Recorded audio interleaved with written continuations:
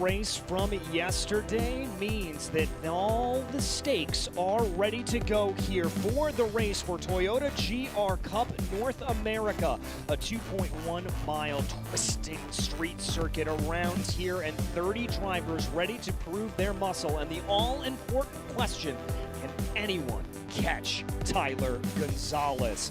That is your championship points leader. That is the driver of the number 57 Copeland Motorsports machine with the target on their back. Are any of these drivers going to be able to challenge that machine, or are we going to see more dominance out of the driver who started the season with 2 wins and has gone on to never finish outside of the podium position?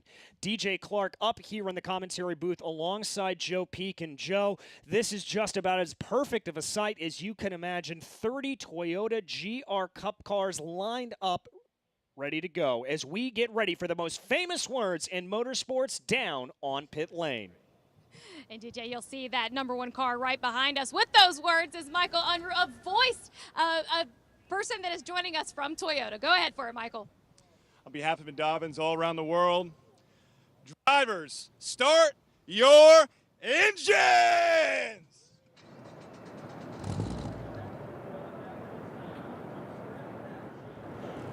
There, the sound of Toyota engines firing up as we get ready to go racing. This is going to be fantastic, Joe. 45 minutes on the clock. It doesn't get much better than this. Yep, spec series, so all the cars are on even footing. It's all down to the driver to try and make the difference, and so far Tyler Gonzalez has been the one making that difference. However, watch out for the 55 of Spike Kohlbecker starting next to him. He's been good on most weekends, could be a serious threat. Guys like Aiden Yoder, Justin Piscatel have also been known to be quite fast, but they're a little bit farther down a couple rows, so they'll have some work to do. And as we've mentioned, they did not get to race last night like they were supposed to. So everybody is going to be itching all the more to try and make up for that lost time. Indeed they are, and indeed over the course of this entire weekend we've seen abbreviated sessions here for the GR Cup North America as rain has affected it. So it's not like, Joe, that these drivers really have a lot to be able to fall back on. We didn't actually even get to qualify because we were affected by the rain, and instead we are having to judge these we are having to judge this qualifying order based off of practice times. And how is that going to jumble up the order a little bit with drivers not really able to put in their fastest lap when it counted? Plus, this might just be the biggest field that we're going to be seeing all weekend. On top of that, 30 cars out on track. In all the other fields, the drivers have been having a little bit less traffic. But DJ, we've also got some awards here. We do indeed. Racing is one of the oldest sports, but how we share it is evolving faster than ever. TRD has worked with software company Toyota Connected to develop digital trophies for drivers in GR Cup. Leveraging blockchain technology, these trophies give GR Cup drivers a permanent record of their accomplishments that they can share with friends, family, and their fans. The digital trophies, which update after every race, become sizzle reel videos for drivers to share their results on social media or just keep for themselves as they move through their motorsport careers. Drivers also receive a digital trophy for every podium place finish. This is a new partnership between TRD and Toyota Connected, a company that most notably helped design the infotainment experience in many of the new Toyota cars, trucks, and SUVs on the road today. TRD is constantly looking at new ways to bring together its community of 30-plus GR Cup drivers and drivers in other series where Toyota competes, and friends and family to share drivers' achievements with the fan community. So happy to be able to bring you those digital trophies here, and so happy to be able to bring you the racing action here today. Drivers working their way around this 2.1 mile circuit, Joe, and this is a tricky circuit. There is no way to get around that. We have some definitely narrow areas, particularly up at the north or the south end of the circuit through 4, 5, 6, 7, and 8. That's kind of a no passing zone, but throughout the rest of the circuit, we thought we weren't going to see a whole lot of passing, but we've seen moves thrown at almost every other corner. Yeah, and the drivers will probably have to get a little bit creative in some spots, especially if they find themselves out of position. and needing to quickly work their way up through there. But yeah, I'm a bit concerned on that first lap. I'm hoping they mostly get single file by the time they reach turn 4, because if there's still any side-by-side racing, it's not just a problem of slowing each other up. If you have a wreck there, we've seen track blockages here in the past. So that section of the racetrack, they really need to mind themselves. Yeah, they need to mind their P's and Q's through there, but as is the case here at all races at the Music City Grand Prix, we will be getting the start command coming over Korean Veterans Boulevard. So that means turn 1 is going to be virtual, turn 9 rather is going to be virtual turn 1 for the opening lap of the race. That means a long blast down the longest straightaway on this circuit into a very tight right-hander. You can go too wide through there, but tire bundles right on the outside, ready to grab cars if you get it wrong. That's going to be a big, big area of consternation on that opening lap.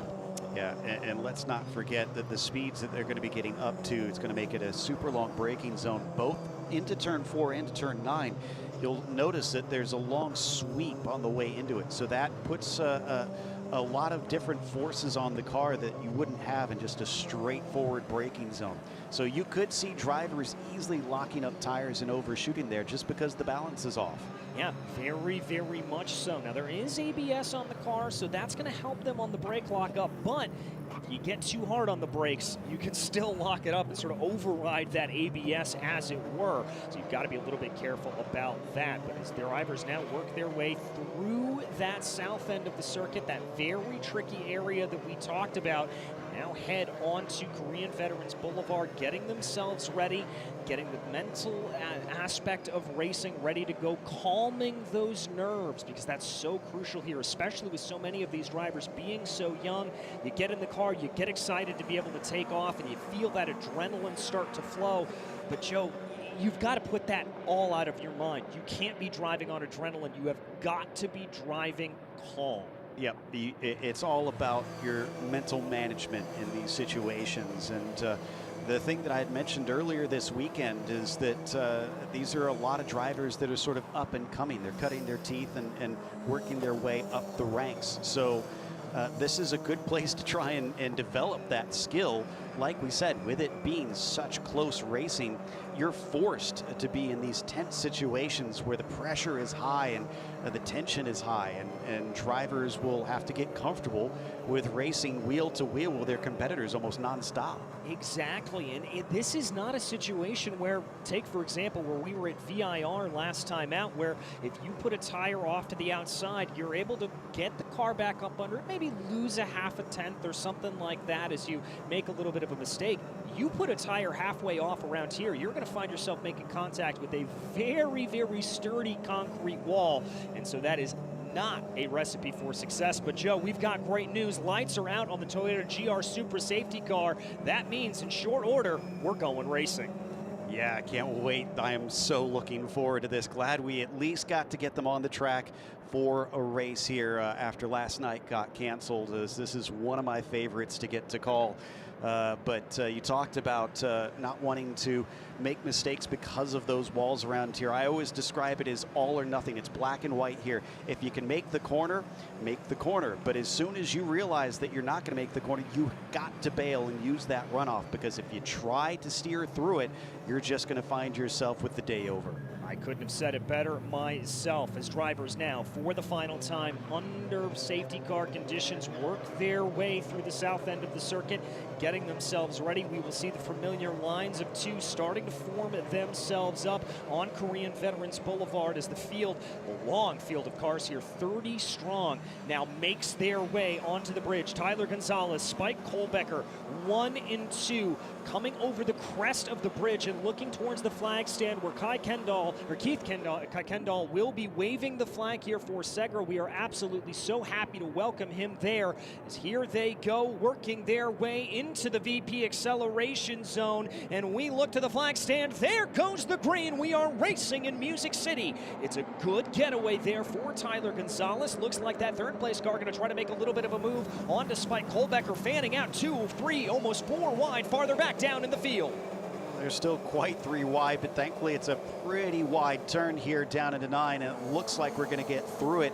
Great move by Jackson Bell up the inside into the first corner to see if he can get P2 away from Kohlbecker. Oh, and look at this, 2 wide coming down into turn 10 as well, funneling their way into trying to be single file here, as it looks like now that Bell's trying to hold off in a little bit of an attack, a little bit of how you doing there coming through turn 11 and working their way on through. Justin Piscatell trying not to lose a position there, as it looks like Aiden Yoder getting passed by one of the Godwin Motorsports machines. There's Piscatell going 2 wide through turn 1. I didn't think that was possible. Yeah, they're going to make it work at least this time, but already some damage. I think that might be Pombo there. That's no, that was 71 spun around coming out of turn 3. That's going to be the Copeland Motorsports entry of Paul Bocuse, and there's another car that's one of the Zotz Motorsports entries off to the left-hand side of the track. Let's see if they're both able to get back and on their way. So not seeing a yellow yet, or at least a full course yellow. They're going to be able to at least get the 71 rolling, but everybody else is well beyond them, so they're going to lose a ton of time here. Actually has to do a 3-point turn just to get it on its way. Yeah, and it looks like their Bocuse is going to try to go. We take a look at the replay at exactly what happened. Now, I can't tell if that was contact there with Garcia or not in that Zotz racing machine off to the left-hand side, but that Zotz racing car making contact with the left-hand side of the track, and Bocuse getting spun around as a result of that. So both of those cars involved in that early incident. It does look like here at this point that that car is still stationary on the track, but as you said, no full course yellow being displayed. Big lock up there for the 2 of Jackson Bell, who's still in 3rd despite some early attempts at trying to move his way up, and is having to deal with a lot of pressure from behind from the 6 of Will Rogers as he continues to try and see if he can just nudge him aside. Gave him a hello, and now he's down the inside. And I have good news. Garcia is on the move, albeit ever so slightly there, so that's going to be able to get that car going. But right now, we stay green and we stay battling, as there it is. That is going to be a very defensive move coming down there for the Godwin Motorsports driver of Will Rogers, trying to be able to get a little bit of a run. Precision Racing LA is not too far behind them, and that's going to open up the door here for Aiden Yoder. Single yellow flag being displayed as Garcia is moving, albeit very slowly, up the bridge. Yeah, limping that car, probably just going to try and put it in a safe position. Unfortunately, he'll have to go completely across the bridge because there is no place to take it off the track through here. Everybody seems to be very heads up in that situation, and he's well off the racing line in a very visible spot, so I think we should be good. As we continue to watch that battle there for P4, Will Rogers, Jackson Bell, Aiden Yoder. Let's not discount Mark Pombo from that conversation as well, although Pombo gets a little bit squirrely there. Oh, massive damage on the rear end there of the number 69 machine. That's the open road racing car of Adam Eisman, as it looks like the right rear of that car has been ripped off a little bit. Probably contact with the barriers, as I don't see any other damage on the cars around him. I'm not entirely sure, but I noticed it pretty much immediately on the very first lap before they even got to what is the finish line. So I think he must have gotten hit by somebody, honestly. I'm just not sure who exactly did that, because I don't see anybody else with a nose that looks like it's out of place. Yeah, I don't see as well either, as there you can see Rogers starting to pull a little bit of a gap over Jackson Bell. Aiden Yoder trying to close in as they work their way down into turn 10. Right now, that's also going to be the number 10 machine there of Mark Pombo, holding in behind the number in 6th place. Paul Bocuse, that car that was spun around, has come in and out of pit lane and is just barely going to be able to get out in front of Tyler Gonzalez, but that could be a little bit of a problem for Gonzalez, as try to get around that slower car of Bocuse. And Gonzalez is wheeling that thing. He is slipping and sliding through that first chicane, really wagging the tail, and that's good sportsmanship there from Bocuse. He saw them coming, sees this as the leaders. He's going to let them through, doesn't want to interrupt their race, or at least he is for Tyler. No, he's not going to let by Spike Kohlbecker. We still have that slow car, it looks like, because we've got yellow and white flags flying. Yeah, and that white flag, an indication there's a slow-moving vehicle out on the circuits, not to be confused with the white flag shown at the finish line, which obviously means 1 lap to go. But right now, as we watch, yeah, to your point there, Bocuse, I think just couldn't, frankly, slow himself down in enough time. Gets out of the way right now for Spike Kohlbecker, and now Kohlbecker's going to be able to get on by, but being stuck behind in that south end of the circuit, that very, very tight area, that cost Kohlbecker a number of seconds. Yeah, Kohlbecker is going to be ruining that, unfortunately. Oh, we've got a big pileup coming up through that area. That looks to be, I think that's Lev Uretsky and another machine there that is turned around. That's the number 27 of Uretsky that we can see on your screen. To try to get the indication of what that other car is, that's the number 37 of Spencer Schmidt, a newer entry here, and definitely some damage there on the cars. Now that's coming up through turn 6, I believe. Looks like they're going to be able to get themselves together. Let's see what happened.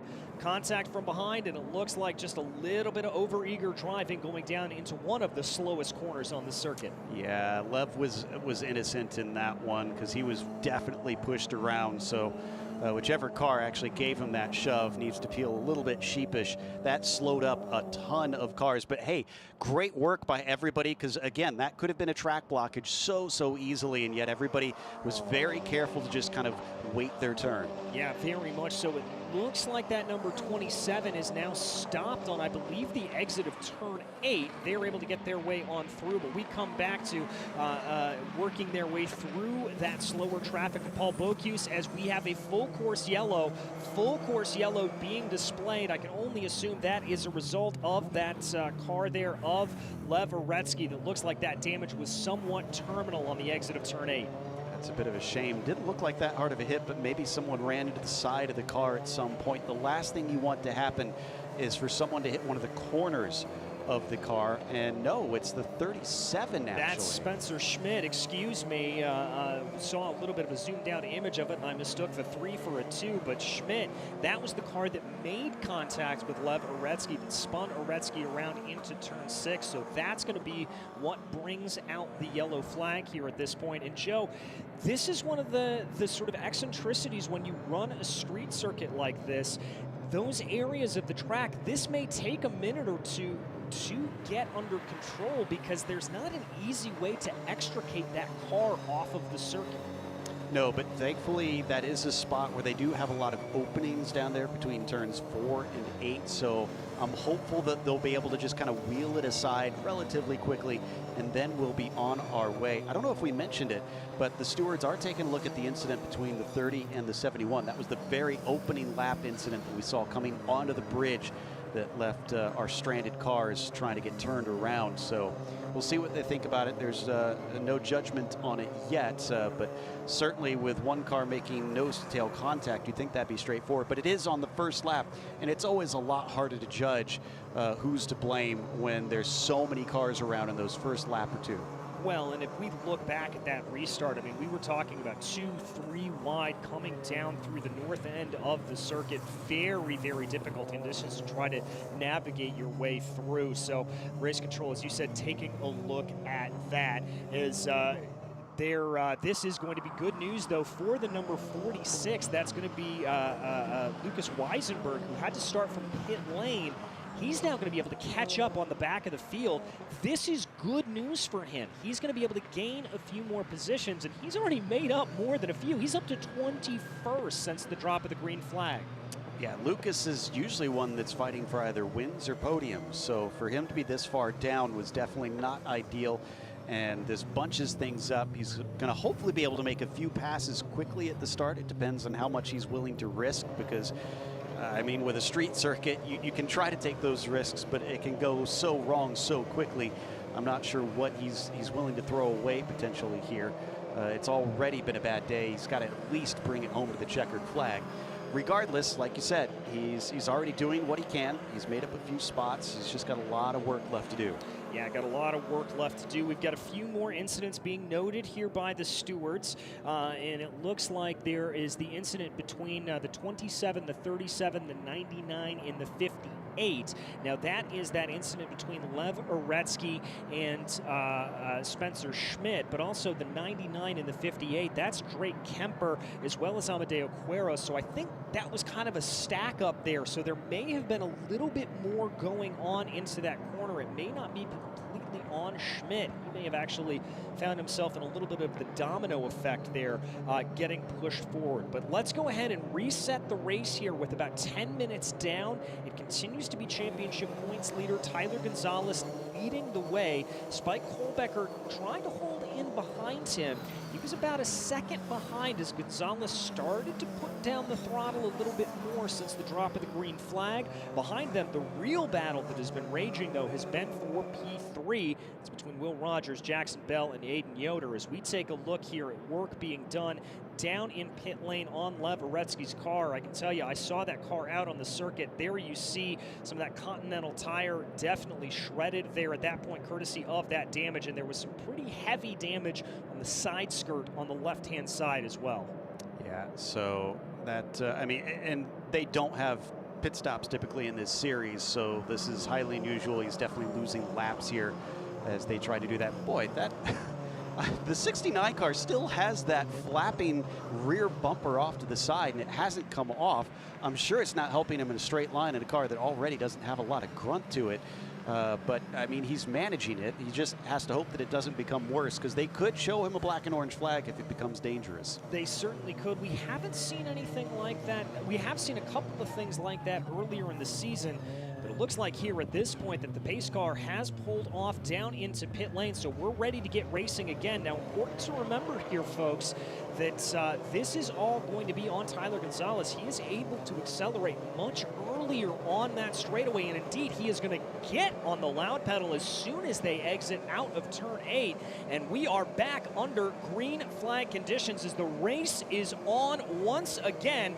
Spike Kohlbecker flashing the headlights there a little bit, trying to get into the head there, I think, of Tyler Gonzalez. I did see Lev Aretsky just flash past us, so he's getting back onto the track, thankfully, and is going to try and continue on. But I thought maybe that was going to be a mistake from Gonzalez starting that early. These cars give off a pretty significant slipstream. I thought maybe he was going to be caught out by Kohlbecker down into turn 9, but no dice. No dice, but Kohlbecker a lot closer, as is Will Rogers there for Godwin Motorsports, trying to close on in as they concertina down for turn 10, now working their way into turn 11. Again, this is an area of the track that you really kind of have to have set up a move previously if you want to see a good move there, but they're going to flash across the finish line right now. Looks like there's about 5 cars up in the top 10. Let's call them separated by about 4 seconds, and look at this gaggle going on behind. My goodness, it's getting a little bit hairy in the mid-pack, which I kind of expected, but this yellow did not help things at all as they sweep through the chicane. Thankfully, no contact, and it pretty much got single file. This looks to be down, I think, around 13th place. A lot of these drivers are currently competing. Well, it looks like that's Tommy McCarthy leading the way there in that little pack over Tyler Wettengel and Kanan O'Connell. Farther behind them, that is that 14th position. Austin Dodge holding off an attack here of the pink and black machine of Stephen Clements. Clements thought about a look up ahead of them. That's going to be a move sent by Wettengel, going side by side through that tight and twisting section. Careful, they somehow get it together. Contact with Wettengel and O'Connell, and somehow they all keep it pointed the right direction. Oh, we almost had a repeat of the accident that brought out our first yellow right there. He was all kinds of sideways and somehow corrected it in time. That saved a lot of people's bacon, honestly. Yeah, it certainly did, as we would no doubt, with the cars on top of each other like that, have had another big stack up. Good credit there, and we've got to say that's a good one, as it looks like there, Joe, what was it that you were pointing at for me? There was someone, I think it was actually McCarthy, his wing mirror has been nudged. He's been racing so hard that it's out of place, and the 80 goes down the inside, down at a 9. And that's going to be Wettengel trying to make that move stick. He tried to do it on the south end of the circuit. It didn't work. He's going to try to make it work on the north end of the circuit. Wettengel to the inside of McCarthy. McCarthy's going to roll the speed. They make contact. Somehow McCarthy stays out of the wall. little bit of overlap, and I think he's got to give up the ghost, as now Clements is going to try to make that move behind as well as they dive down into 11. This is exactly what we expected. A lot of hungry drivers here, and I was saying earlier this mid-pack was supposed to be a little crazy, but now it's going absolutely bonkers. Clements down to the inside of the chicane is able to overtake, as it looks like the 31 still has cars climbing all over the back of him. Yeah, that's Derek Jones trying to be able to make a move here on Austin Dodge. Not able to get it done through turn 3, but now we enter into that draft zone that you talked about, Joe. Going to tuck up behind here, try to minimize your profile going through the air. Looks like a little bit farther behind there. Now that's going to be Derek Jones and Jordan Singrini. Singrini tried to look at a little bit of a move. Everybody trying to position themselves here going into turn 3. Break down into the left-hander. Looks like, I think maybe they calmed down a little bit because I saw far fewer attempts into there. Meanwhile, if we look back to the front here, Gonzalez once again controlling this race. It was about 8/10 across the line. Spike Kohlbecker has not been able to keep a leash on him. No, he really hasn't here, but Will Rogers is certainly within touching distance of Kohlbecker. Jackson Bell starting to fall back a little bit in the order as well, but Jackson doing a very, very good run. Ooh, big slide there from Jackson Bell. That car was fully sideways coming down through turn 9. That is a great bit of car control. Honestly, Tyler was too. I kind of jumped here in the booth when I saw Tyler miss the apex there and had to correct his slide, but I was waiting to see an accident and it never came, so they both carry on. They are pushing at 10/10 here. Everybody in this front group is not leaving anything out on the track.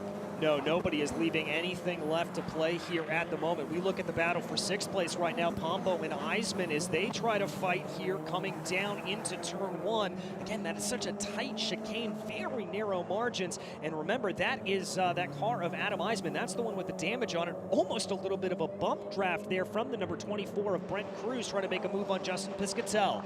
There it is. Piscatell gets a very good run, and he's going to be off to the side. I wonder if that damage is really slowing Eisman down across the bridge. He's getting eaten up. Now Piscatell is fully past him. The 24 is fully past him. He has no straight line speed. Yeah, that's Brent Cruz able to make the move here, and Brent Cruz was a very, very busy driver this weekend, pulling double duty in multiple series, so he knows this track, probably has a little bit more experience than some of the other drivers, but that's going to be a little bit of a shove there to the back of Brent Cruz from Adam Eisman as these cars just accordion down into the corners and bumping and banging and bumping as they go.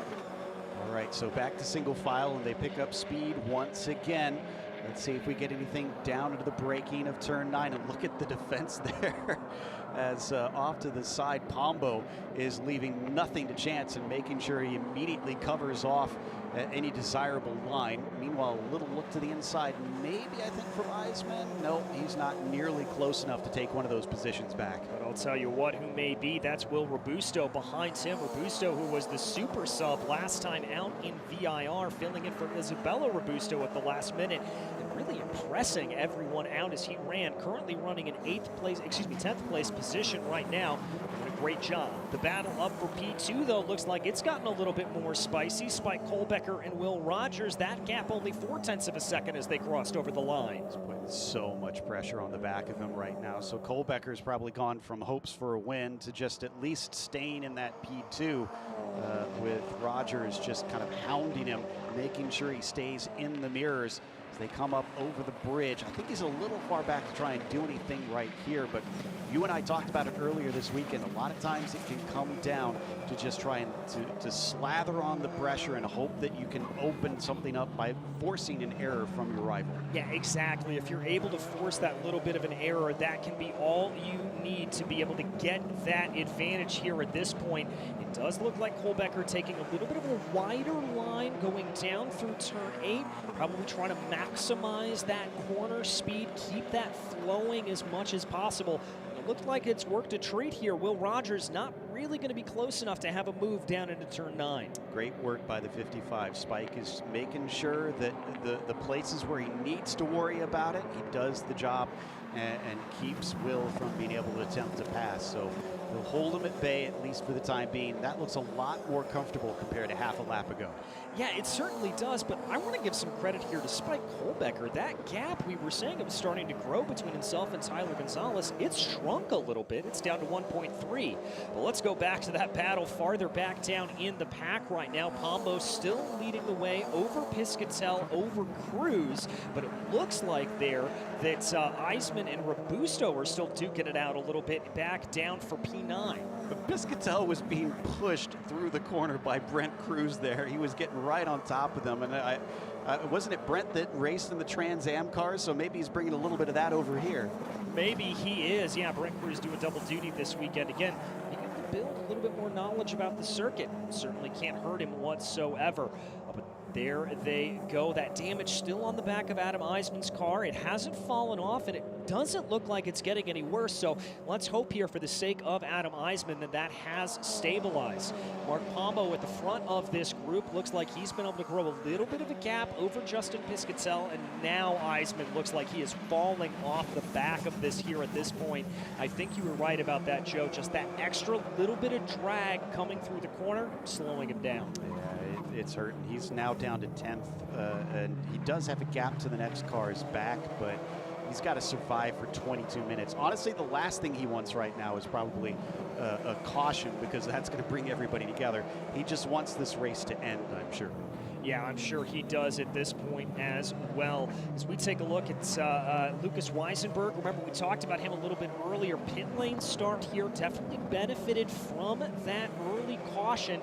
He's been able to work his way back up in the order. He's in 18th, so not nearly as much of a monumental rise that we saw in that first period of the race, but he's still pushing along here at this point, and his next target up ahead of him, that's going to be the number 44 of Derek Jones. I mean, that's still 12 positions gained. I'm actually going to give him a lot more credit on that one. I'm impressed. At a street circuit, at a spec series, he's done a very good job pushing his way up through the order, where it's typically considered a bit tough to pass at this track. And he still has plenty of time, I think. I'm pretty sure a top 10 is feasible, but we'll see what kind of pace he has. As a big look down the inside into the final turn here in the mid-pack once again, but it looks like nothing doing. Yeah, this is going to be the battle for about 11th position. Joe McCarthy, Kanan O'Connell, and Stephen Clemens right now. Those four that you watch on your screen. Clemens, the one trying to make a little bit of a move. Also holding in behind them, that's Austin Dodge. But, oh, great run for Tommy McCarthy coming out of turn 3. That's going to put some pressure to the back of Tyler Wettengill here as they climb up and over Korean Veterans Boulevard. But it looks like there that could actually be coming back the other way. McCarthy could be under attack here from Kanan O'Connell. Let's see if Kanan decides to move to the inside. Yes, they do. There it goes. Almost a little bit of contact, definitely a little bit of contact. They're still not sorted out, and Kanan finally gets the position. Yeah, he had to give that one up. I don't think McCarthy figured that would be wise to try and carry that one on, especially considering how aggressive O'Connell is looking right now. He licked the stamp and sent it. I can't believe he managed to get that down the inside. Neither can I, but absolute perseverance there as we tick down under 20 minutes left to go in the race. Oh, look at this. A little bit more action farther up in the field. Eisman now getting chased down here by, I believe that's Justin Piscatell, who's fallen down through the order, but side by side between Brent Cruz and Will Robusto as they try to sort themselves out. Looks like there that they're still not completely sorted, and ring into the equation in Adam Eisman. It looks like they're the 24 going to be able to hold that out ahead, so good running there for Brent Cruz. He's going to hold this in. Now Eisman's going to look for the advantage down to the inside. Are they going to avoid contacts? Yes, they are, but forcing out to the outside, that's going to put Wettengill on a little bit of a bad path there. Excuse me, Robusto on a little bit of a bad path, and Piscatell takes a look down into turn 1. What happened to Eisman? He was so slow for a long time, and now suddenly he's making positions back up on these guys. Something's got into him, and he's overcoming that extra drag as those two get put down a couple spots. And let's see if we get another go at some passing. Looks like Piscatell's falling behind here up over the bridge, so I'm not sure that we're going to get that. Yeah, not sure exactly what happened to Justin there, as he was leading this pack about a lap ago. Clearly some sort of mistake there creeping in for that driver, for the Cumming McAleer Racing driver, and he's got to fall down through the order and kind of regather everything. But up at the front of the field, it continues to be Tyler Gonzalez.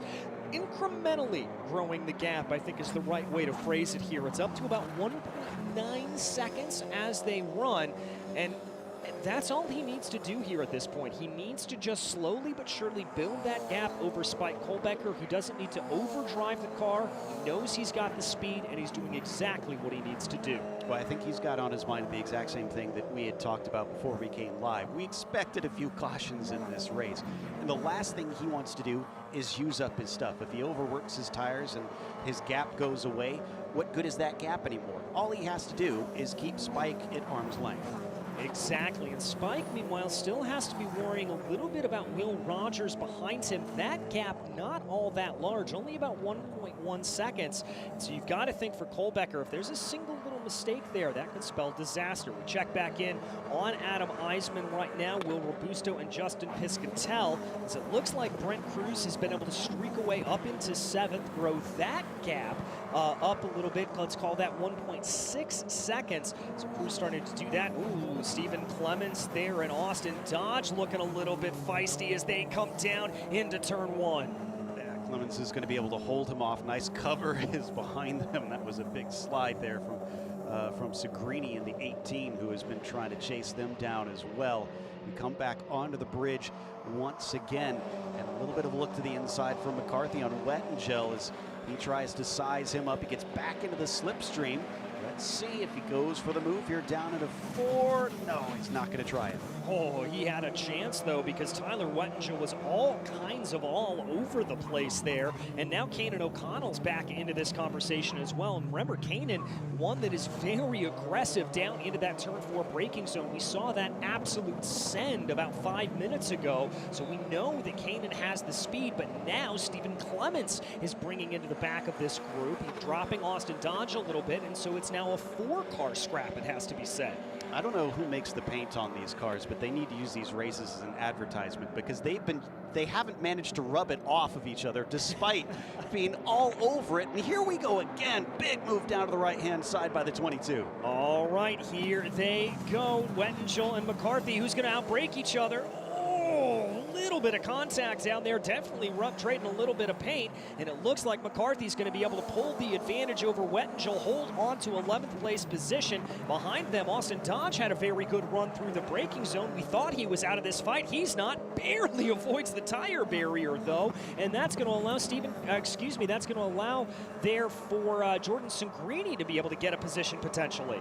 Yep, slips right up the inside, and the positions all swap around on our timing sheets with all the crazy goings on that we saw on that lap. Impressive stuff as they weave their way through that first chicane once again. But that was a good example of what I talked about before. He's actually very lucky that he didn't wind up in the wall. He overshot it by a wide margin, but got it slowed up in time.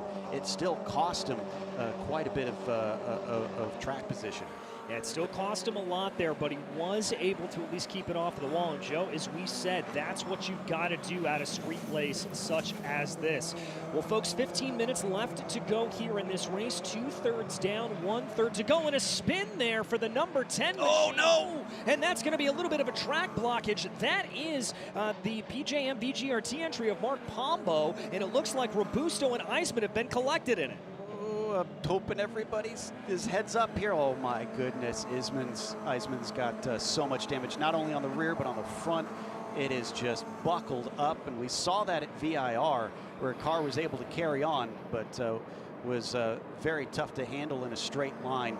Oh, great heads up there by Justin Piscatell. Slowed up and took all 3 positions with ease. And look at this, despite the fact that that battle was going on, Will Robusto continuing to fight back up through the order at this point. That's going to be a battle with the number 18 there of Jordan Segrini, and that is really good running. And this is just goes to show you, no matter where any of these drivers find themselves in the order, they're going to keep fighting. But a lot of damage there to the back of Robusto's car. It looks like multiple pieces of bodywork just barely hanging on. This is starting to look a lot more like what I anticipated this race would look like, if I'm honest. I thought that the start was just a little bit calm for them, as once again Clemens looking up the inside. The 76 is not far enough along. No, wasn't able to get that move over Tyler Wettenschel. Let's see if he's able to set up a better run here through turn 3, the fast right-hander that leads back onto Korean Veterans Boulevard. Here they go as the draft comes into play once more. It looks like they're Wettenschel going to be leading the way. Cruz again with that damage behind there in about 12th position. But here comes Clemens looking to the inside of Wettenschel. I don't think he's going to be able to get any overlap, but a big move there in the back from Austin Dodge going down to the inside. So we didn't get to see what became of that as we switch up to the front now and watch the chase between Kohlbecker and Rogers. They're about 3 seconds behind Gonzalez, and Rogers doing a very good job keeping the pressure on. Yeah, as we focus back here on Austin Dodge, and look at that, who's behind him here at this point, Joe. That is Lucas Weisenberg, as we do have a couple of penalties being assessed here at this point. It looks like it is going to be a drive-through penalty that are the number 30 and the 37. That's going to be Alex Garcia and Spencer Schmidt, respectively. So those were those incidents that we saw a little bit earlier. Now, also there is an incident under review between the 24 and the 10, as there we've got a little bit of a driver missing the braking zone into 9. That's Austin Dodge. Oh, after that hard work, it's been undone. Thankfully, there's a lot of space to get the car turned around there in turn 9. But he gave up more than he was going to gain from that run up the inside. Yeah, certainly did. We focus back here, though, on Stephen Clemens right now in a little bit of a battle with Will Robusto. Sangrini not too far behind them as well. Clemens finally able to hold on to a top 10 position, so that'll be a good run for him if he's able to hold on to it here in the final 11 minutes and odd seconds left to go in this race. I am really, really impressed here with the structural integrity of the bumpers here in these GR Cup cars. That is the second or third car that we have seen with flapping bits on the back, and they're not flying off. Yeah, they're held on quite well, I must say. But I'll be amazed if it makes it to the end of the race, because that one's just holding on by a thread there for the number 8. Robusto, yeah, we're getting some better pictures there of just how little it's holding on by. Yeah, I mean, it is absolutely threads there, and it doesn't look like it is slowing down Robusto at all, because he is definitely putting pressure here to the back of Stephen Clemens in that number 76 machine for BSI Racing. So Clemens here going to have to be glancing in his rearview mirror as they come back onto the north end of the circuit. To see here if Robusto is going to be able to get that charge. They also have to look out behind, because Tyler Wettenschel only about a half a second behind them. He could have something to say about all of this. Coming down into the corner right now, waiting to see late on the binders there. I think a piece finally flew off the back of Robusto, but it didn't slow him down at all. Indeed, he gets a great run there through the corner. We check back in on the battle for P2, because this is closed in as well, Joe. You know, I wonder if we're getting more of these incidents, because I'm seeing more and more cars with those side mirrors turned in. They have been right up against the wall, and I suspect that's what's causing it, is that just as they clip that concrete, it actually kind of flips them in. These are much like the actual GR86 that you can go out and buy. Obviously, they've been tuned up a little bit and made much safer, but this is pretty close to stock. Yeah, it's pretty close to stock as stock can be, and it's one of the reasons why we love this series. But looking right now as they run, Kohlbecker still holding off over Will Rogers. Let's call that gap about 2-3 car lengths as they come down over the bridge onto the north end of the circuit. Looks like there that Kohlbecker are able to get a better run off of turn 8 and start to grow that gap a little bit more. But up in front of them, we just saw him flash across the front of the screen. That's Tyler Gonzalez. That gap has grown to 3.5 seconds.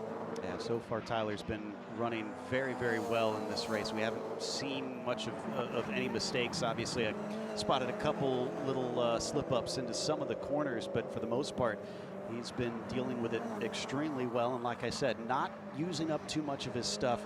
He's still at about 3.5 seconds ahead of them, keeping them well enough out of range.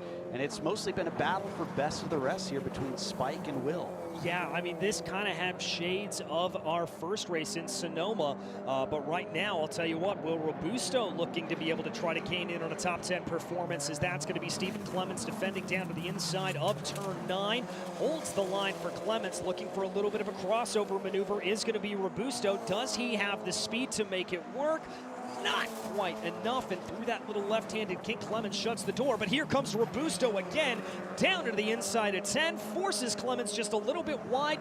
Nice stuff there for Robusto. Yeah, textbook maneuver there from Robusto, and he's got the spot. Now he's got to run away, though. Clements, from what we've seen, is not shy of getting back into the thick of action, so I'm pretty sure this is going to be tough. In fact, he shows his nose a little bit into the opening chicane immediately. Immediately does there and tries to be able to get that advantage. Clements going to be trying to push. They've got to be careful, because guess who's coming up behind them here at this point? That's Lucas Weisenberg. He has been able to gain his way up through the field. He runs in 12th right now at this point. The number 46 on an absolute tear. Whoa, we got a car. Oh, that's P3. That's the number 6 machine of Will Rogers. How in the world did he get there? That's not really a corner, and it does look like there's damage on the right-hand side of the car, right front. So he's hit something or someone, and he's pulled off as far as he can go, but he's not trying to get it to a safe point, so it must really be stranded. Yeah, that's got to be a very, very wounded car. I'm not entirely sure there what happened. We'll have to see if we can get a replay pulled up, probably cycling through right now to see if he can get anything to go. May see a yellow flag here at this point if that car remains to be stranded, as that is in a very precarious position, one of the highest speed portions of the entire circuit. And Joe, we've got to remember that that bridge crests and bends a little bit, so that's a slightly blind corner for these drivers. Exactly, and if somebody is following in someone's slipstream, they could be blinded by that as well, so it's going to be a serious problem. I'm kind of amazed that they're staying green. I would think that they would probably send it yellow if he's still stuck there, but we haven't seen pictures quite yet to see if he's still stationary.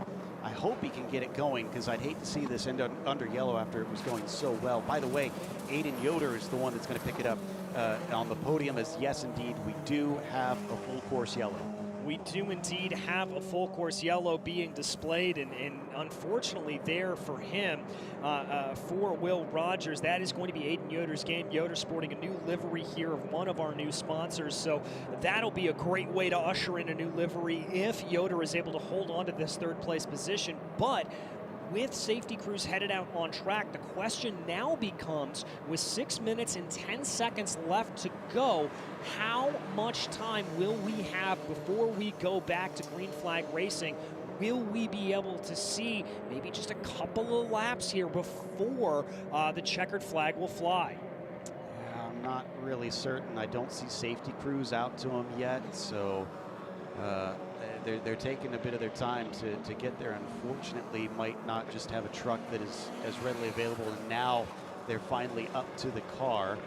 Hopefully going to be checking on the driver to see that he is all right. But Will Rogers, after looking at a potential podium, sees it go away. I really hope we see some sort of replay to try and figure out how in the world he wound up in that spot.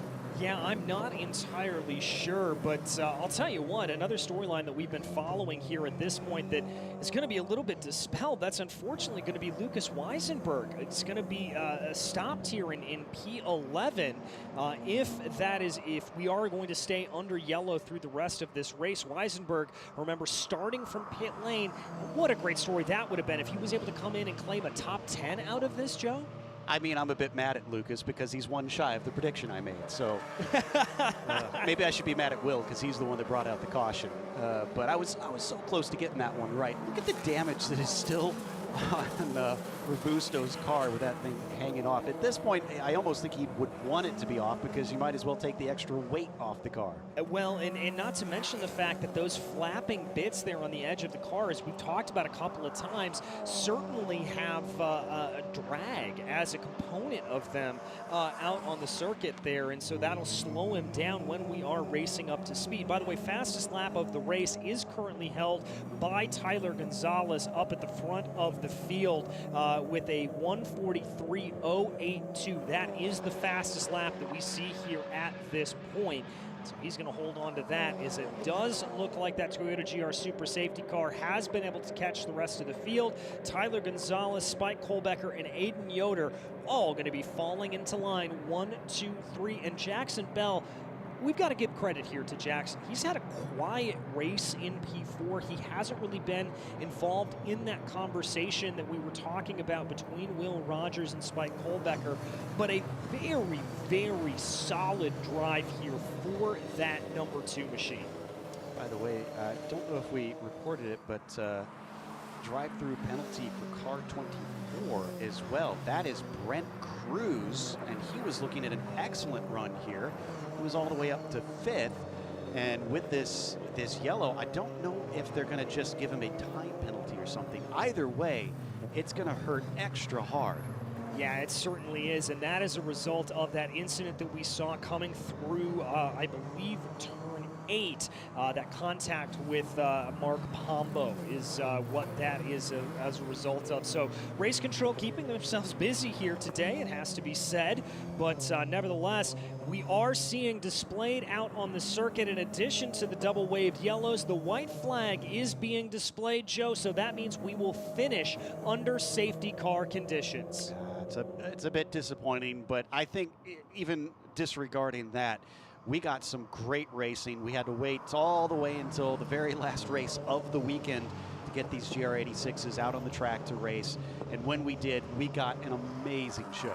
Yeah, we really and truly did, and very, very thankful for all of you tuning in to be able to watch here today, as this was a very, very impressive race. And this young series, so many young drivers here with so much talent on display, and rising to the top, Tyler Gonzalez, absolutely incredible. Again, keeping his streak going. That young driver has never not finished on the podium. Yeah, Tyler made his stamp from the very beginning. He won the first 2 races at Sonoma, went back-to-back, and they literally were the very first races. This is the first races of this series that it's ever had. For him to come out swinging like that, really kind of let his intentions be known, that he's going places and nobody is going to stop him. So Tyler is going to once again get the victory of the lone race here this weekend, as long as he makes it to the line.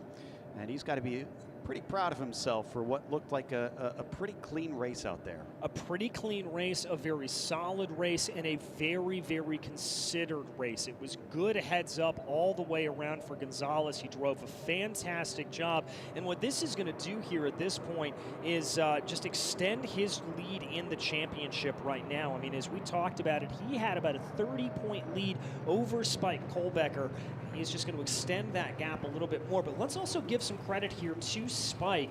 He did the best he could do today. Clearly didn't have the speed to be able to catch up to Tyler Gonzalez, but by maintaining that second place position, he limited the damage in the championship and will keep that championship hope alive as we head off to Road America in 2 weeks' time. Brent Cruz is a bit of a naughty boy today. He's got an incident between himself and the 28 also under review right now, so he might yet have more penalties coming his way. Yeah, and that's going to be an incident between himself and Justin Piscatell. So that is the one for him. But as we watch right now, the drivers making their way through turn 10. In those cars back around right now, they will come up and over the crest of the little hill and now work their way into turn 11. Tyler Gonzalez up at the front of the field in the number 57 machine for Copeland Motorsports. Gonna come across the line and take the checkered flag. It is yet another victory here for Gonzalez, your championship leader, extending his advantage at the front of the field. Great stuff there by Tyler. Good stuff by Kohlbecker and Yoder as well on the podium here today. Spike, especially considering the pressure that he was under for much of that race. That was a very classy drive from him. Looked like he was struggling a little bit, both to keep up with Tyler and to keep those behind him from the attack. But in the end, he took home that P2. Yeah, was able to take home that P2, and once again, Aiden Yoder, Jackson Bell, two relatively quiet races for the two of them, but able to come home in third and fourth respectively. That is some very good running. And what about the rest of that top five? That battle, absolutely epic between the likes of Justin Piscatell, Tommy McCarthy, Kanan O'Connell, Will Robusto, Stephen Clements. Every time we turned around, we saw an epic battle taking place. Yeah, I mean, P5 all the way down to probably about 16th just was non-stop in there. So if you were anywhere in between those positions, you were probably in the wars, and we're getting some celebratory drifts from Tyler Gonzalez. He doesn't need those tires anymore; they're used up, so he can have some fun. Yeah, he could have a little bit of fun with them. Hand out the window, waving to the fans and the incredible fans here in Nashville. We are so very thankful for all of them coming out and bearing with us last night, as we unfortunately had to cancel that race, as we said, but we hope that we turned on a good enough show here to more than make up for it here. Joe, I'd have to say we do, as this series just continues to impress. Indeed. So I've been enjoying getting to call it with you. I've been loving the racing that we've been seeing out on the track, and all of these drivers, I think, have a bright future ahead of them with what we've been seeing. If they can continue to put shows on like this, then surely someone's going to want to pick them up. Yeah, they certainly are. As a bit tragically there, we see in the background of that shot, the number 6 there, the Godwin Motorsports machine of Will Rogers being towed away. What could have been there for him? He was so close to being able to get a good result, but just wasn't able to do it courtesy of that damage. But right now, looks like Gonzalez coming down into pit lane at the moment. Going to probably come on out, take a little bit of a celebration here with his team, come to rest directly in front of us. A great drive yet again for Gonzalez, clearly proving early on that he is the cream of this young crop of drivers in the Toyota GR Cup North America Series. Yep, and this is going to be well deserved. He earned this one, made sure and kept up good pace all day, managed the car, managed the gap. Never really seemed to be under much threat. Even when we had those restarts, it didn't seem like Spike was able to put him under any more pressure and try to make some moves to take that away. And his team is down there on the lane to celebrate, clapping and cheering for him. Yeah, clapping and cheering for him. Same is true with Spike Kohlbecker, the Tech Sport Racing team there, giving him some big thumbs up as he came on by here at this point. As the field working their way around, heading back to the paddock, hugs all the way around Gonzalez. A well-deserved victory here, as there you see everybody giving him the pats on the back as he gets out and on his way. Taking all of his gear off as well. I can only imagine how hot it was getting in those cars. We finally got a little bit of cloud cover, and it looks like we've got Amanda as well ready to talk to him. Regarding just how hot it must be out there. We talked prior to the race of just your experience on street courses. I'll be honest, we spent a lot of time focusing on the battles behind you because you had such a gap at the front, but how much of that experience led to this victory here today? First of all, I just want to thank Copeland Motorsports, Gear Wrench, and Toyota. We had an amazing car all week long, especially with how little practice we had. I just can't thank these guys enough. You know, the car was on rails from the moment we unloaded it, and it shows, you know. But yeah, I mean, racing on street courses, grown up on a lot of bumpy tracks, it's definitely helped. You know, it just adds another aspect to it, but we got it done. Congratulations, Tyler. Thank you to Amanda, and massive congratulations again to Tyler Gonzalez, who solidifies not only his claim as being one of the best drivers here in this series, but certainly being one of the best around. As we take a look through those top 10 there that you can see, absolutely incredible drives all the way around for them. And so close, it has to be said, for Lucas Weisenberg. Thought he was going to be able to make that charge up through the field, just not, unfortunately, able to do it. But a good battle here on the streets of Nashville. And as we said, Joe, in 2 weeks' time, we let these cars loose once again as we head off to Road America. And that's one that I have had circled the entire time as one to watch out for. All right, so the rest of your results there, and yeah, I'm absolutely looking forward to Road America as well, as we're going to take a look at what happened here during this race, and certainly going to be plenty to look at as they took off from the green, and basically from the go, it was action.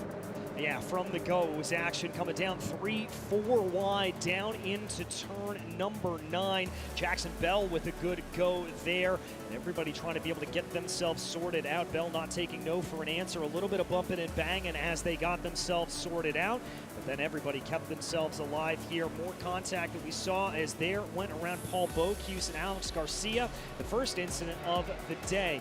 Then we saw Lev Aretsky getting turned around there as they went around. More contact as it really looked like that tight twisting south end of the circuit was indeed the area of consternation for a lot of this incidents.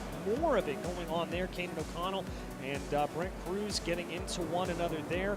Eisman then finishing under the checkered flag is what it was. A little bit of an anticlimax, but a great result in a great race for Tyler Gonzalez, your championship points leader, as he takes it away.